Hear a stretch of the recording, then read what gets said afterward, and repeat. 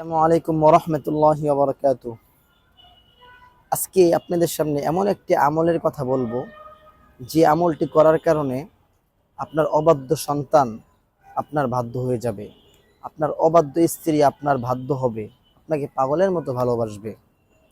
আপনার স্বামী আপনাকে ভালোবাসে না, পাগলের মতো সে আপনাকে ভালোবাসবে।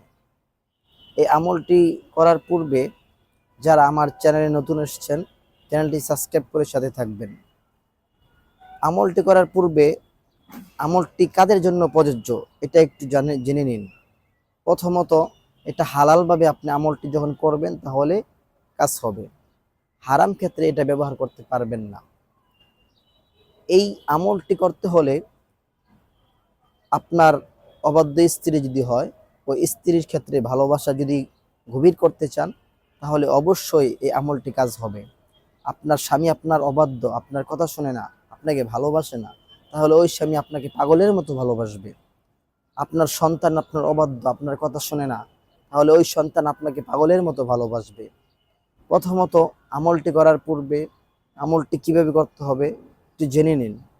প্রথমত, আপনি অজু করে পবিত্র স্থানে বসে সূরাতুল ইখলাস 3বার পাঠ করবেন। একবার করে পাঠ করবেন, হাতের মুষ্টি এইভাবে ধরে একবার করে ডান হাতের বৃদ্ধাঙ্গুলির উপরে একটা করে ফু দিবেন। প্রথমত আউযুবিল্লাহ বিসমিল্লাহ পড়ে আপনি একবার করে ফু দিবেন, একটা ফু দিবেন, একবার শেষ করবেন। আর সাথে সাথে ওই যাকে উদ্দেশ্য করবেন তার নামটা মনে মনে জপতে থাকবেন। এই রকম ভাবে আপনি আমলটি লাগাতার কিছুদিন করতে হবে। এই আমলটা যদি আপনি লাগাতার কিছু করতে পারেন, অনেক দিন করতে পারেন, ইনশাআল্লাহ অতি দ্রুতই সেই মানুষটা আপনার যে পাগলের মতো ভালোবাসবে।